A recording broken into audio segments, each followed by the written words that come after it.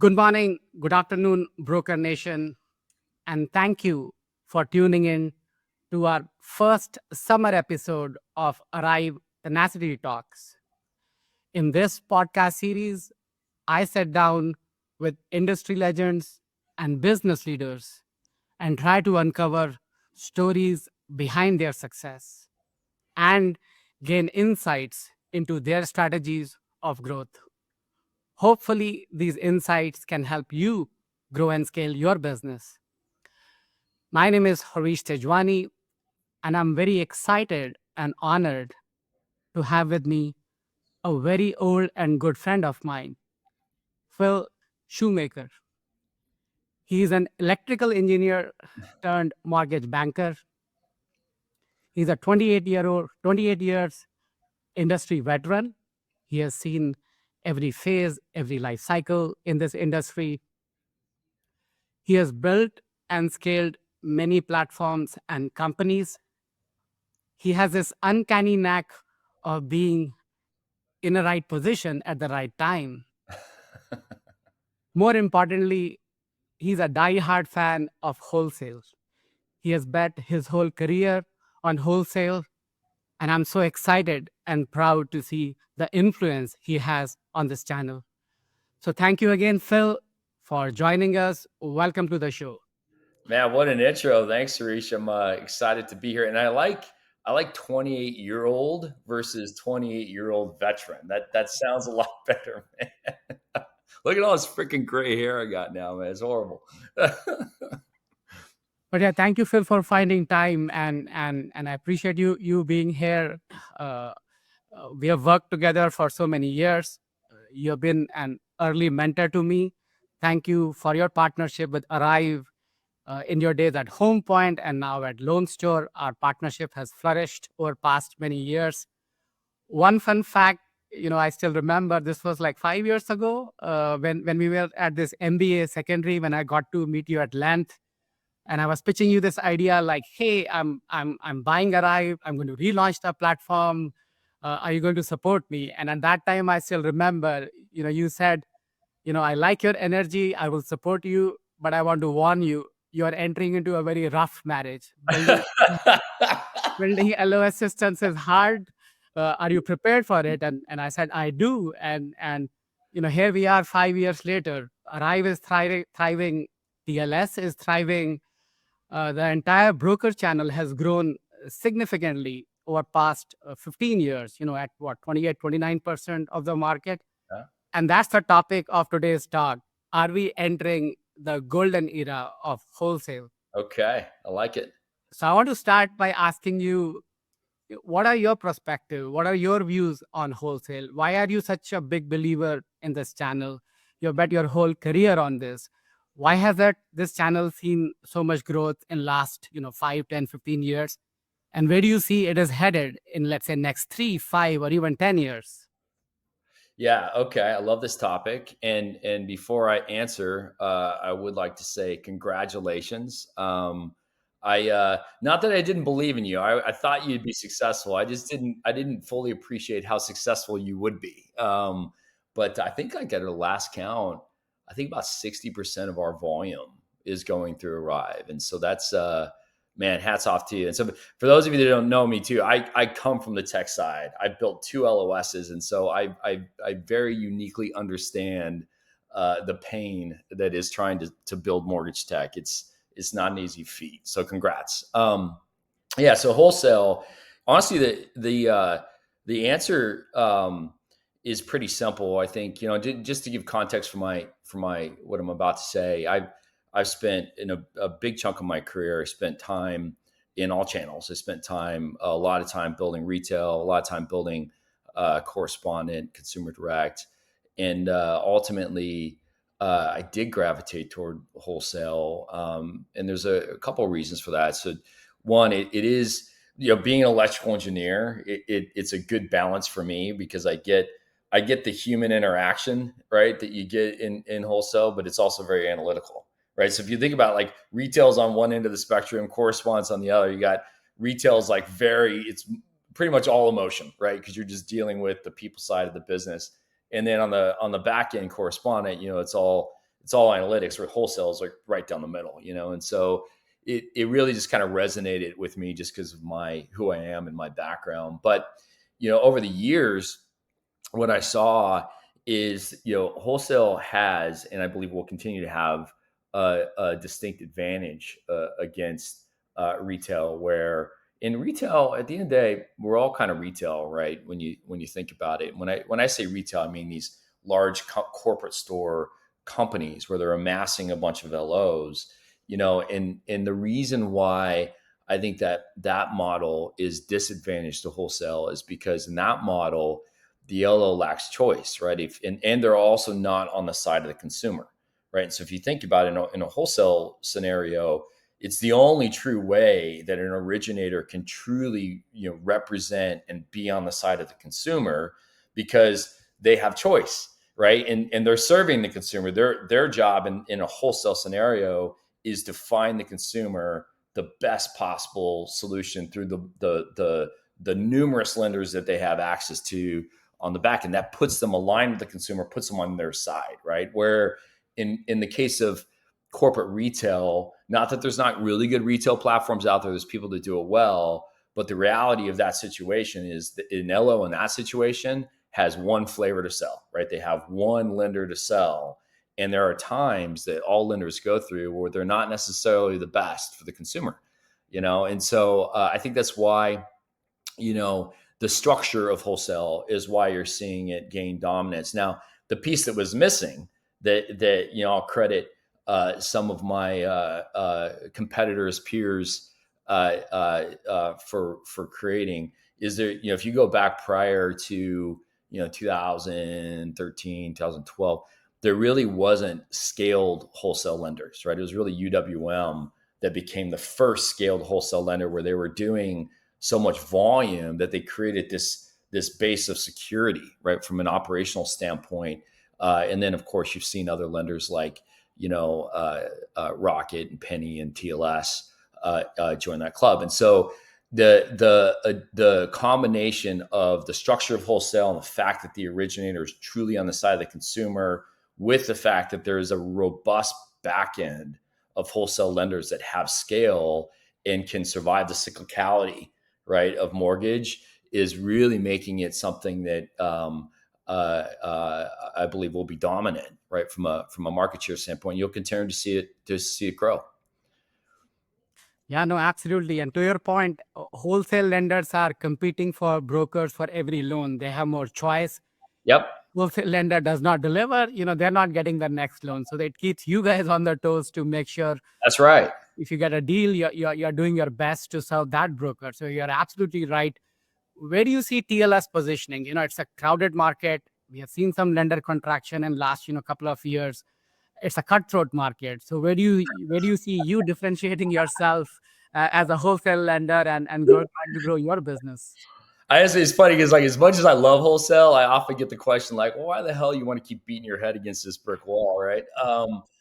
Look, yeah, look, I'll say this, like, I have built two of very successful platforms. Caliber was the first one, and then after that, I left to build Home Point, and through that,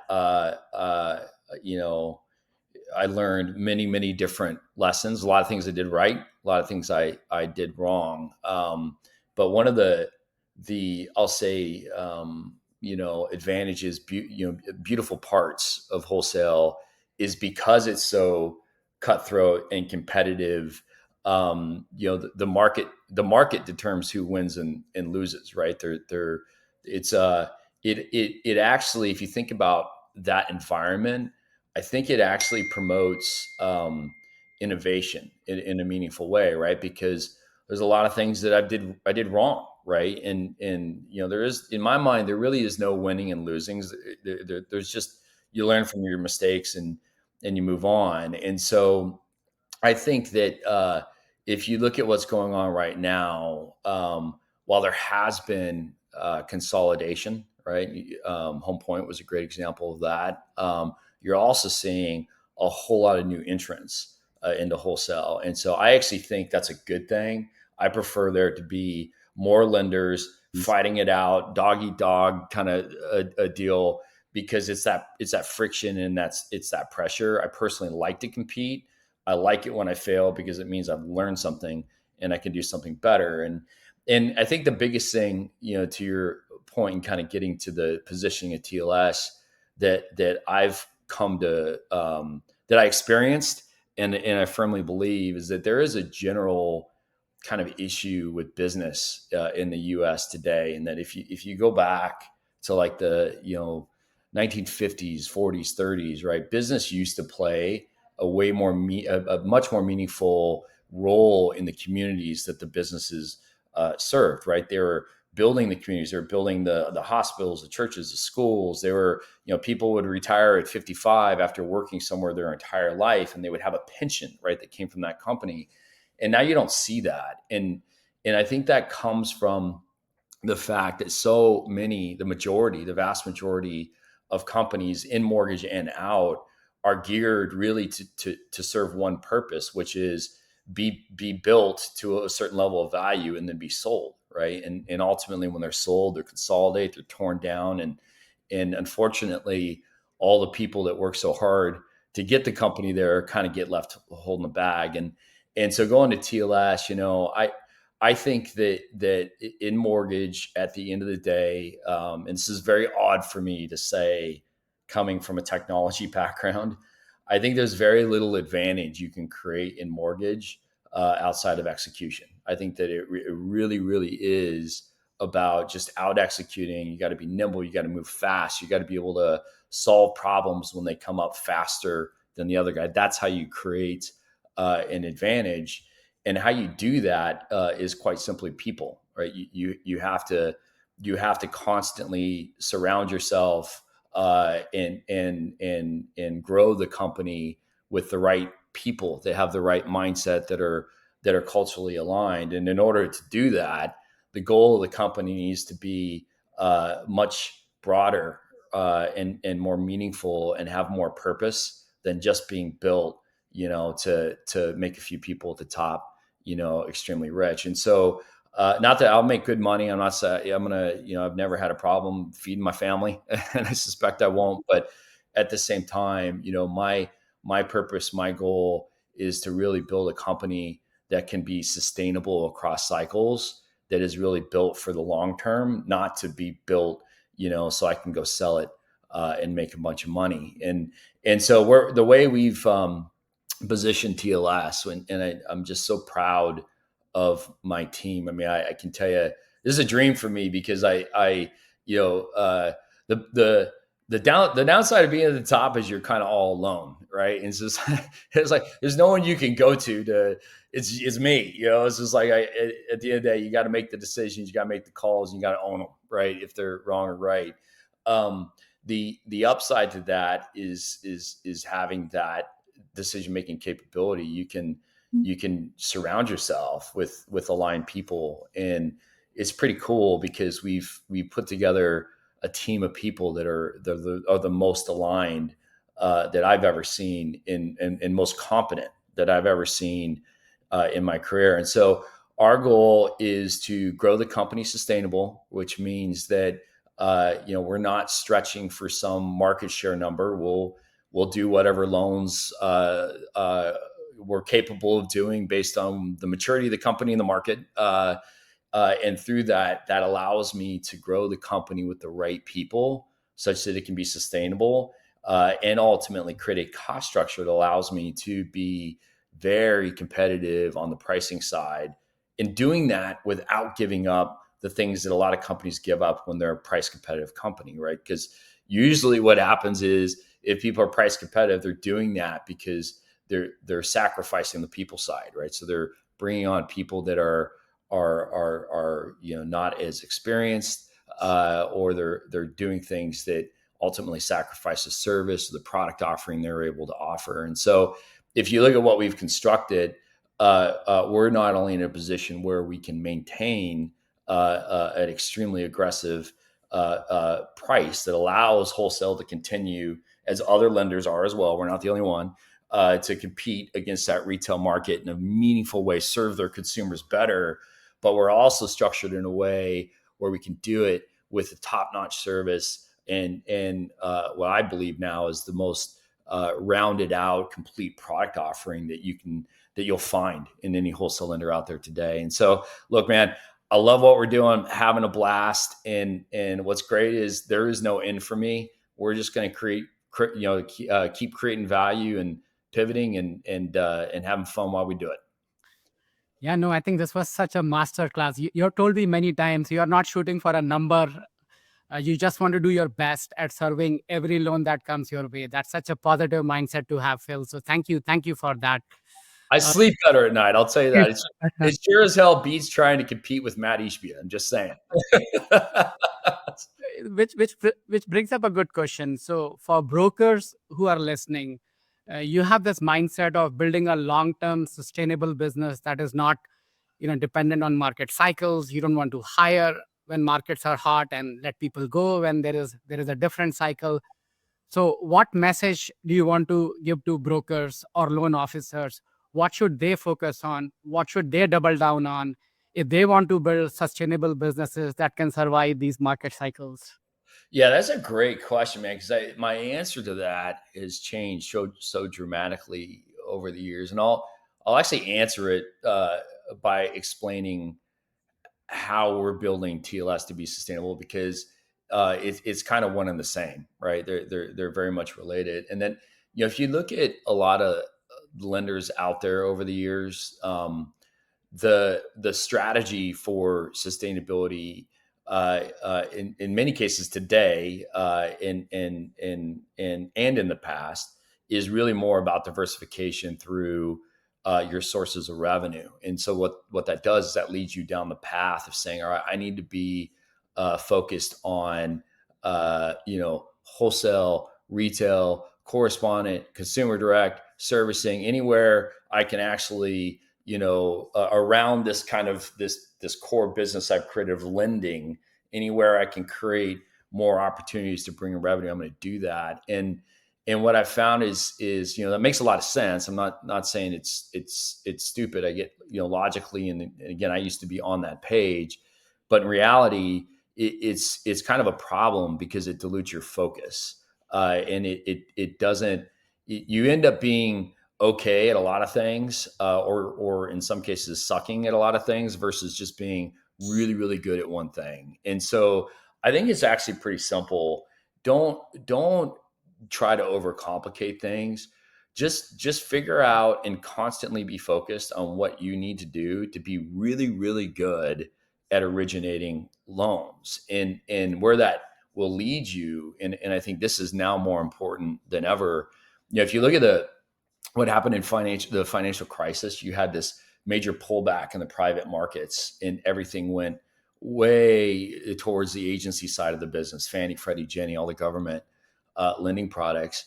And we're at a point, this is such a fun time to be in mortgage because you're seeing so much rapid change in this rapid deployment of capital and diversification in the secondary markets of mortgage lending. And so the reason why I'm saying this is I think the key to diversification is really product, right? And making sure that you're not stagnating in just one aspect of the loans you that are available in the market today, right? It's a big world, and while conventional, Fannie, Freddie, Ginnie loans will always be a material part of it, I think that the non-agency side is going to rapidly expand, and I think that includes seconds.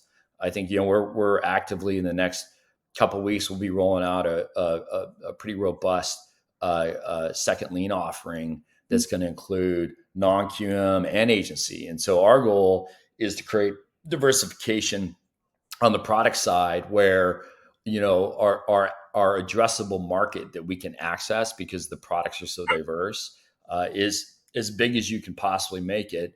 And I think that actually is the same or needs to be the same goal for any originator out there that's just trying to build a successful business. It should be grounded in purchase. You should be prepared for the refis when they come because you want to be able to do as many of the refis as you can. but you need to be very proactive at educating yourself on product and ensuring that all your referral partners, every loan scenario they bring you, you can convert as many of those as possible, because that market will be expanding and you got to participate in it. Awesome. So diversify yourself, has have as many products in your tool belt as you can. Stay focused, stay grounded, and execute. That's kind of that. Those are Yeah. such golden tips you have given to our Hey man, community. it's that easy. I'm just saying, it's that easy. Any forecasts and tips on market outlook? Rates are still I love this. very high, right? When is this DeFi boom coming that you hinted at? Anything you can share? What you think? I get this question so often, and it kind of cracks me up, right? Because who the hell knows, man? I mean, the last like 4 years, I think everyone's been saying towards the end of this year, early next, you're going to see rates come down. Look, here's what I'll say. If your plan is to build a business and just survive to the next refi cycle, that's a bad plan.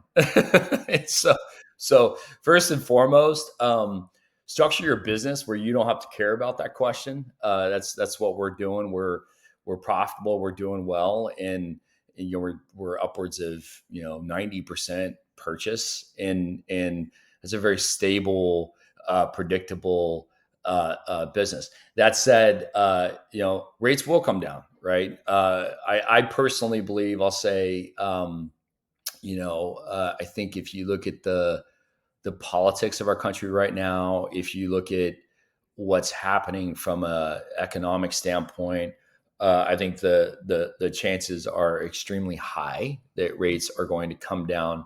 If not towards the end of this year, definitely at some point next year. But I also don't think this world that we've all enjoyed and lived in for upwards of really since the late '80s, right? Where there's a really interesting graph you can find and send everyone. I'll send it to you, Harish, but it just shows the tenure right since the '80s, and it's basically on this like downward trend Mm-hmm. for like 30 years, Yep. right? And then 20, was it 21, 22 happened, and now it's this is the first time that we've ever seen this persistent kind of move up in rates. And you also will notice in the trend that there's always these like peaks and valleys. And I think what you're gonna see is, we have a good, 3-4 years of inventory that's been built up, people buying homes at call it 6.5 plus interest rates. And so when there is a dip down in rates, I do think that you'll see a pretty robust return of a refi market. But I think these days of these like massive refi booms are over. I think you're going to see, instead of seeing like these deep valleys, I think you're going to see, little waves. And so I guess to answer your question as succinctly as I can, I'm not planning on rates to come down ever, but I think that rates are likely coming down next year. But it's not going to be a COVID style refi boom. It'll be meaningful. It'll be, maybe it'll last a little longer. So maybe it's not as deep. It's a little longer, right? But don't build your business around that. Don't plan on it. And when it comes, just be positioned to take, as much advantage of it as you can. For sure, we are in the people business, and as this technology comes at us, it is inevitable. Certain processes will change, things will change, but fundamentally, we are in this people That's business, right. right? So that brings me to my last question for you, which is about leadership, culture, and scaling businesses. Yeah. I know you were at First Magnus. Most of us don't have not even heard about that early on. Then you went to Caliber, scale that platform. Then Home Point. I think you scaled that from what, 200 million to 9-10 billion a month 10 million. as a company. And Yeah. you joined Lone Store at 20 million a month, just doing conventional. Yeah. And just this morning, you told me you're at 1.1 billion, 2 billion, 1.2 billion a month. And you offer all products now. You have Govy programs, you have non-QM. You talked about some new products you are launching. So what is your scaling playbook, and how do you scale businesses or platforms, and why does culture mean so much to you, and what do you have to do to kind of retain that startup DNA, so bureaucracy does not take over. Anything you want to Yeah, share I on think this topic? so. I'll tell you, I think I've solved part of this. I definitely know. Unfortunately, or fortunately, I've had the opportunity to do these really big things and learn lessons the hard way. And I could tell you because this is my fourth startup for, as you said, first Magnus Caliber, Home Point, now TLS, and you know, every single one, it always kind of follows the same life cycle where when you get a really good core group of people together, you can make magic happen, right? Your execution is off the charts, right? And that's what happened, at first Magnus Caliber and Home Point. But the problem that you have is that as you continue to grow, especially if you go quickly, right? If you look at Home Point, we went from, to your point, 200 million a month to 10 billion in like 18 months. I think it was like 800 associates to like 4,500 associates in 10 months. And if you just think about logistically how you do that, it was the right thing for us to do at Home Point. It made a lot of sense in terms of what our objectives were. But we are onboarding hundreds of people a month to accomplish that, and at that pace of change, you're inevitably getting some of those people wrong. And it's not that they're bad people, but when you start bringing people into a company that maybe aren't aligned culturally, it really starts to slow you down. Things start to become more bureaucratic. Your cost, and hence your cost structure, starts to rise in a way that may not be sustainable. And so, the key that I've found is, one, it's not about me. My role as a CEO is not for a bunch of people to work for me. It's for me to work for them. So and I've learned this from some of the people I've competed against. I can tell you, like, you you can't be an ivory tower leader in this business. You got to have your hands dirty. You got to be, changing the freaking toilet paper in the bathroom if it needs to be done. And so there's really not any area of the business I won't go into and get involved in and understand and participate in solving. And so I think leading by example, right, and kind of setting that tone at the top is very, very important, right? Because people do, follow the lead, right? And so if you're setting the example, that's the starting point. But outside of that, you got to be really intentional about how, just building your company to achieve a certain volume goal it can be dangerous and not sustainable, because it takes time to make sure that you're creating the right culture. It takes a lot of energy, and you need to be proactive at defining what your culture is. And so one of the first things I did at TLS, just, and I can send this to you, Harish. It's actually something I'm pretty proud of, is we defined our set of operating principles, right? We have 10 operating principles. And every time I get on a town hall, I do a weekly video that goes out to the whole company. One of the things I'm doing is I'm really looking for every opportunity to reinforce those principles and keep people aligned and grounded in what our mission is, which is, to serve our customers and create a company that's sustainable, that's going to provide security for the families that we support, not only the associates, but also the communities that we're serving. And so, I think the key with leadership is knowing that, it's not all about you, right? It's not about being right. It's about empowering, and it's about placing the right emphasis on the development aspect of your people. Because if you don't, bad things will happen. Yeah, absolutely. We also have 6 core values we live by, but would love to, look at your 10 core operating Yeah, principles. I'll send them over. If Yeah, I'm happy to share this with the community as well, if you're okay. But just like you said, it's very lonely at the top for a CEO, and creating alignment across departments, across your organization, so all cylinders are marching in the same direction, is so important, right? If you do a play design, you cannot have one player walk in one direction, the other one in the other Great direction. So analogy. creating alignment, Yep. is so important, at least for the CEO. So this has been a great conversation. We are at the top of our time, but like I promised you, I'm going to throw some curveballs at I'll you. do it.